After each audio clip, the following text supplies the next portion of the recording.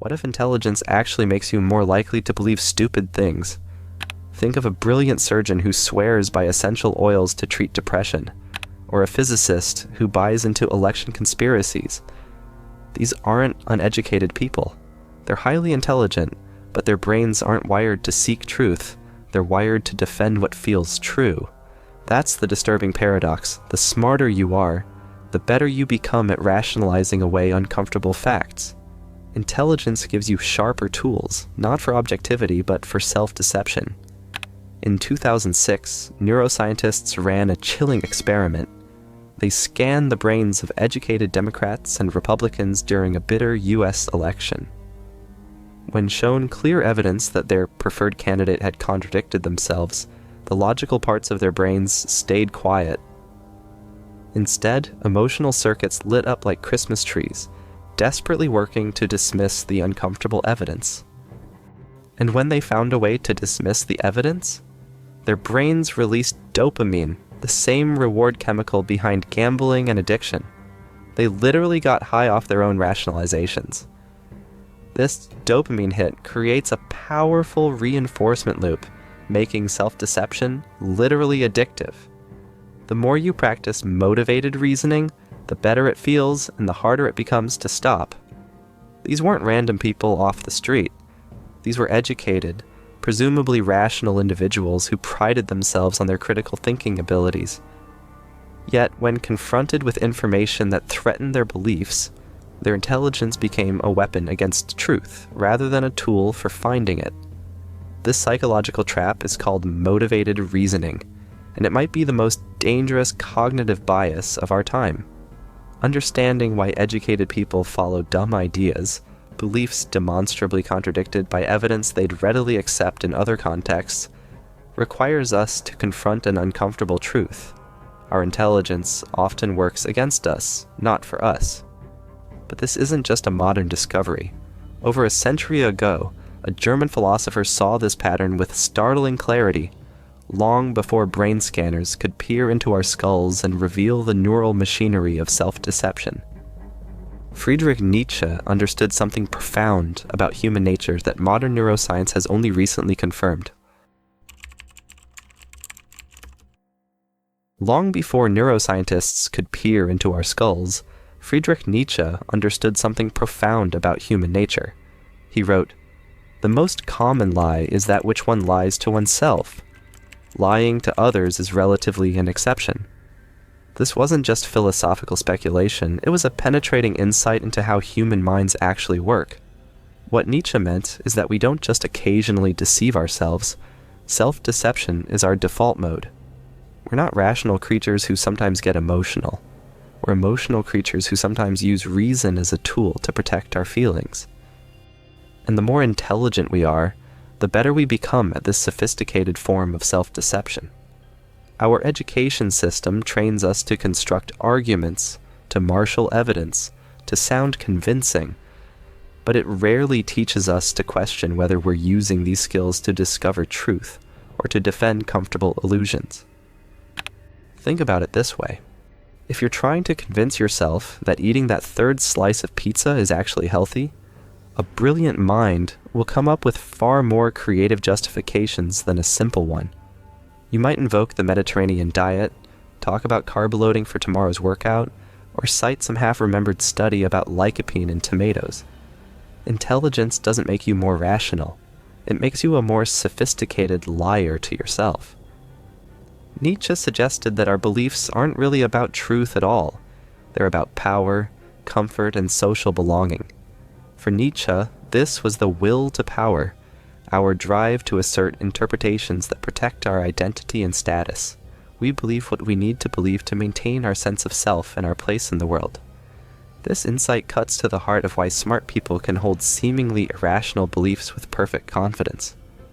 They're not being irrational from their perspective. They're being perfectly rational in service of goals that have nothing to do with objective truth. Think about your own life for a moment. What's one belief you hold that feels so obviously true you've never seriously questioned it? What would it mean for your identity if that belief turned out to be wrong? Consider the case of Linus Pauling, one of history's most brilliant chemists. A Nobel laureate racing to uncover DNA's structure in 1953, his legacy was at stake. On November 25, 1952, he became spellbound by electron microscope images suggesting a helical shape and proposed a triple helix model, placing the negatively charged phosphate groups at the center. But this was a basic error. Any chemistry student could point out that clustering negative charges would create repulsive forces, making the structure chemically unviable. The flaw wasn't obscure. It violated well-known electrostatic principles that Pauling himself had helped establish. Yet Pauling's desire to be first blinded him to his own expertise. His intellect spun elaborate explanations. Perhaps the cell's environment was unusual, or an unknown mechanism stabilized the structure. Meanwhile, Watson and Crick, less entangled in ego, more attuned to criticism, saw the mistake immediately and used it to develop the correct double helix model.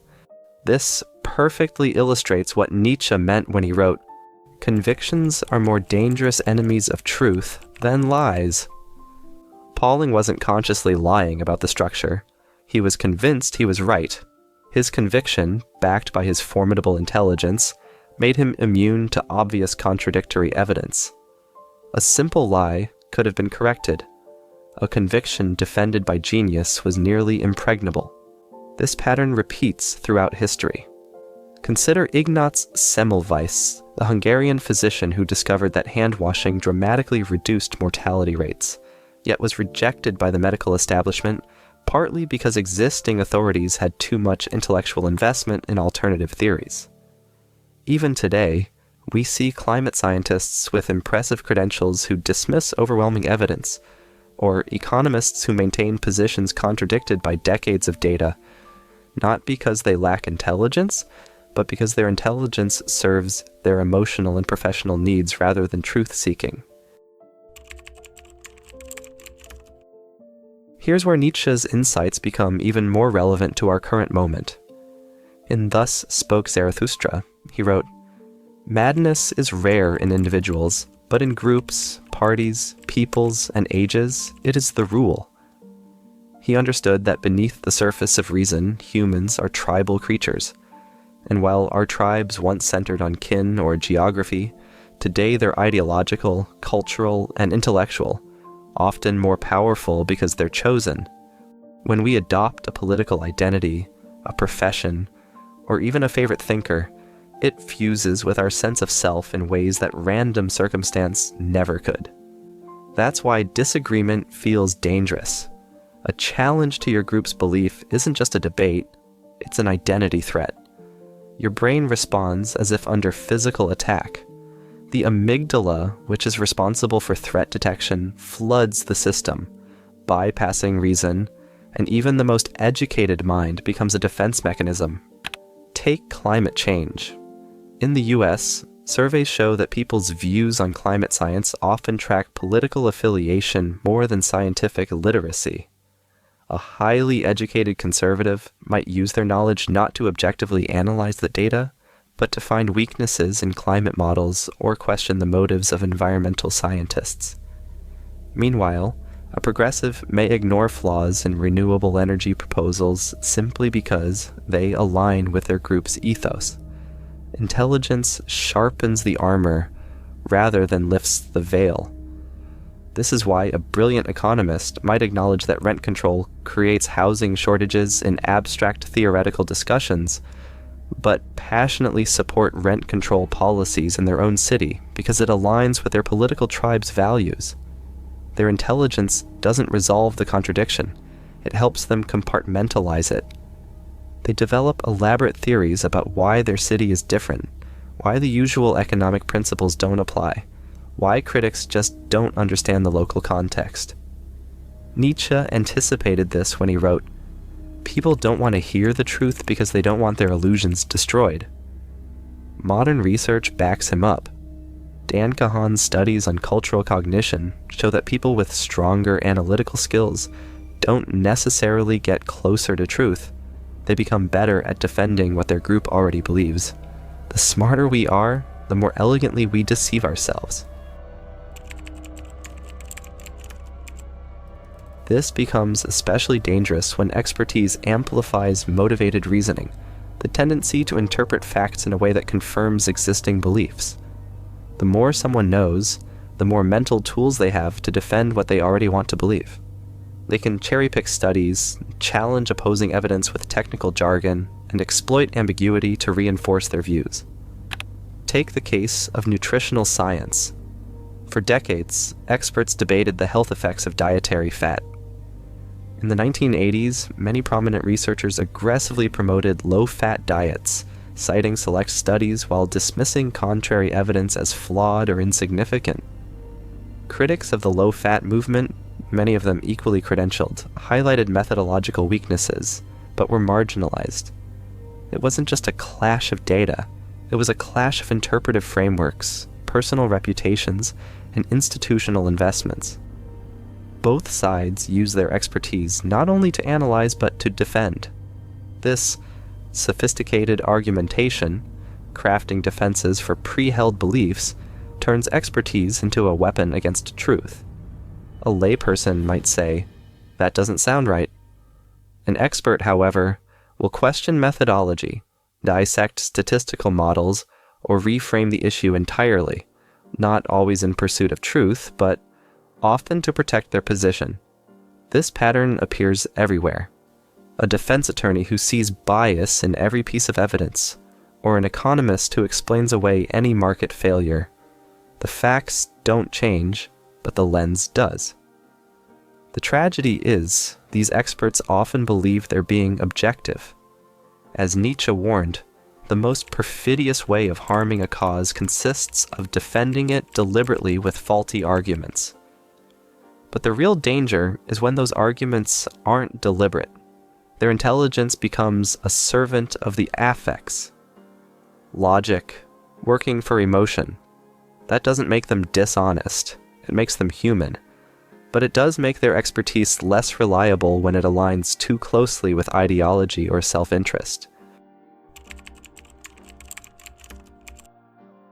Let's be brutally honest about something that most discussions of rational thinking ignore.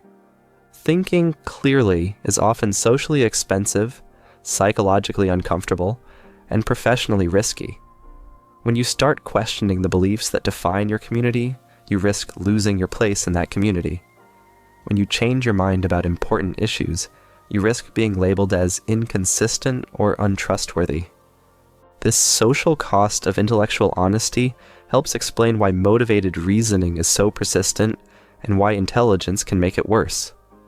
It's not just about feeling good, it's about belonging, status, and survival in complex social hierarchies.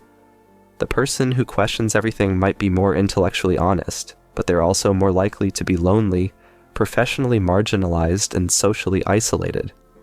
In many contexts, the rewards for maintaining tribal loyalty far outweigh the rewards for seeking truth. Nietzsche understood this tension better than perhaps any philosopher before or since. In The Gay Science, he wrote, "The individual has always had to struggle not to be overwhelmed by the tribe. If you try it, you will be lonely often, and sometimes frightened.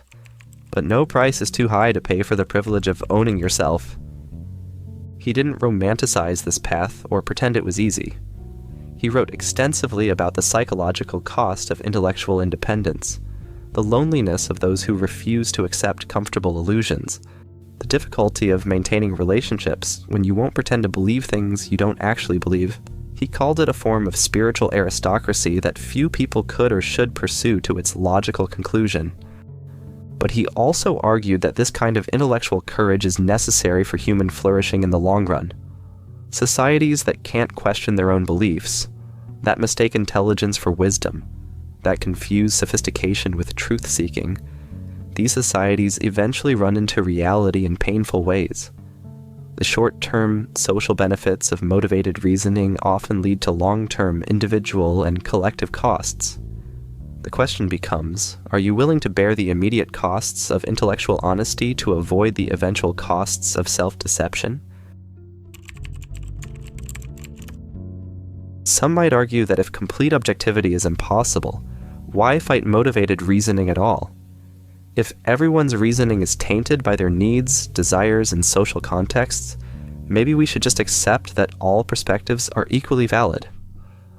This postmodern response to the problem of bias has become increasingly popular, especially in academic circles where the limitations of human reasoning are well understood. But this misses Nietzsche's deeper point entirely. He wasn't a relativist who thought all perspectives were equally valid. In fact, he wrote, "There are no facts, only interpretations." But he immediately followed this with the recognition that some interpretations are more life-affirming, more conducive to human flourishing, more aligned with reality than others. The fact that pure objectivity might be impossible doesn't mean that some perspectives aren't better than others, or that we should stop trying to think more clearly.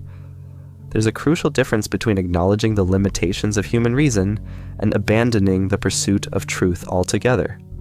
Motivated reasoning actively obscures truth by disguising emotional decisions as rational ones, creating the illusion of careful analysis while actually preventing it. Intellectual humility, on the other hand, acknowledges our limitations while still striving for better approximations of reality. Consider the difference between a scientist who acknowledges that their research might be influenced by their theoretical commitments and works to design studies that could potentially falsify their hypotheses, versus one who uses their expertise to rationalize why any contradictory evidence must be flawed.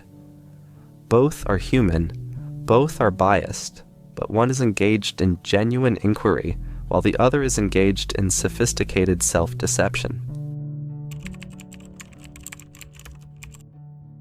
So what's the solution to this pervasive problem? Nietzsche suggested that true wisdom begins with recognizing the depths of our own capacity for self-deception. He wrote, "The snake which cannot cast its skin has to die. As well the minds which are prevented from changing their opinions, they cease to be mind." This metaphor captures something essential about intellectual growth. It requires a willingness to shed old beliefs the way a snake sheds old skin, not because the old beliefs were necessarily wrong, but because clinging to them prevents further development.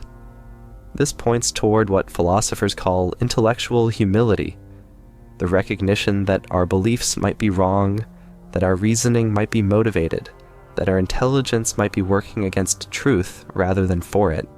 But intellectual humility is incredibly difficult to maintain, especially for educated people who have been rewarded their entire lives for being smart and right. It requires a fundamental shift in how we think about intelligence and knowledge.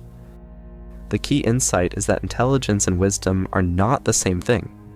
Intelligence is your ability to process information, recognize patterns, and solve problems. Wisdom is knowing when your intelligence is leading you astray and having the courage to change course. Intelligence can be measured by tests and demonstrated through academic achievement. Wisdom reveals itself through the willingness to say, "I don't know," or "I was wrong," when the evidence demands it. Real intellectual humility means being suspicious of your own certainty, especially about topics that are emotionally charged or socially significant. It means actively seeking out the strongest versions of arguments you disagree with, not to defeat them, but to understand them and test your own positions against them. It means recognizing that the smarter you are, the more creative your capacity for self-deception becomes, and the more vigilant you need to be about your own motivations. This doesn't mean becoming paralyzed by doubt or refusing to take positions on important issues. It means holding your beliefs lightly enough that you can examine them critically, while holding them firmly enough that you can act on them when necessary. It's a delicate balance that requires constant recalibration. The research on motivated reasoning suggests several practical strategies for thinking more clearly, though none of them are easy or comfortable. These techniques won't eliminate bias, that's impossible, but they can help you recognize when your emotions and social needs are hijacking your intelligence. First, learn to recognize the feeling of motivated reasoning. It often feels like righteous anger or excited discovery. When you find yourself thinking, "Finally, proof that I was right all along," that's a red flag.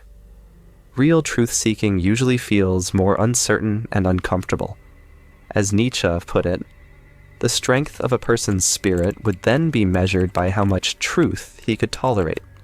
If discovering new information feels too comfortable, too validating, you're probably not learning, you're just confirming. Second, practice steel manning instead of straw manning. When you encounter an argument you disagree with, try to construct the strongest possible version of that argument before critiquing it. This is incredibly difficult because your motivated reasoning wants to find the weakest version so you can dismiss it easily. Third, cultivate what psychologists call confident humility. Being confident in your ability to learn and change your mind, rather than being confident in your current beliefs. This means celebrating when you discover you were wrong about something, rather than feeling embarrassed. Fourth, diversify your information diet. Don't just seek out different sources that tell you the same things you want to hear. Actively consume content that challenges your worldview, and do so regularly enough that it becomes a habit.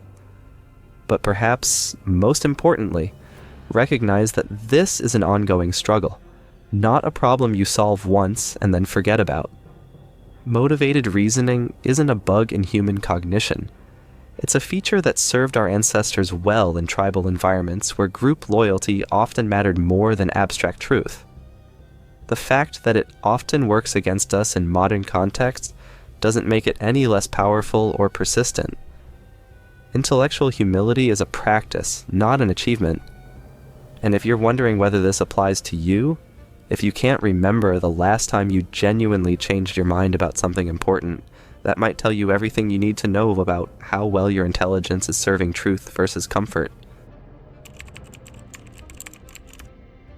If motivated reasoning is so powerful, if intelligence can actually make it worse, if social belonging depends partly on shared illusions, what hope do we have for thinking clearly about important questions? The answer isn't despair or cynicism. It's a more mature understanding of what clear thinking actually requires.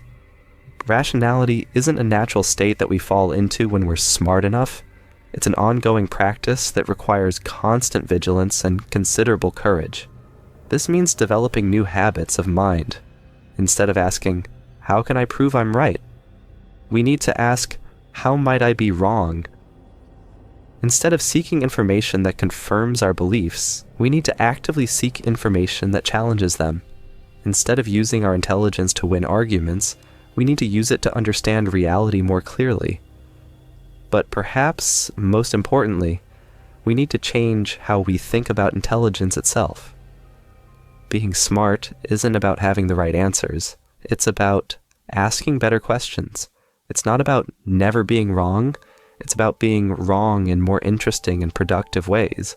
It's not about protecting our beliefs from challenge. It's about subjecting them to the kind of rigorous testing that helps us grow. This is what Nietzsche meant when he talked about becoming who you are. It's not about discovering some fixed, essential self. It's about continuously questioning and refining your understanding of yourself and the world. It's about having the courage to let your mind change when reality demands it. As he wrote in Ex Homo, to become what one is, one must not have the faintest idea what one is. The educated person who follows dumb ideas isn't a failure of intelligence. They're a success of motivated reasoning. And the only antidote is the intellectual humility that recognizes intelligence as a tool that can serve either truth or self-deception, depending on how we choose to use it. What beliefs are you protecting right now? What ideas feel so obviously true that questioning them seems absurd? Those might be exactly the places where your intelligence is working hardest to keep you comfortable rather than help you grow. If this exploration of the hidden costs of intelligence and the path towards intellectual humility resonated with you, I'd love to hear your thoughts. What's one belief you hold that you've never seriously questioned? And if you found value in this deep dive into the intersection of philosophy and psychology, consider sharing it with someone who might benefit from thinking about thinking a little more clearly. Sometimes the most intelligent thing we can do is admit we might be fooling ourselves.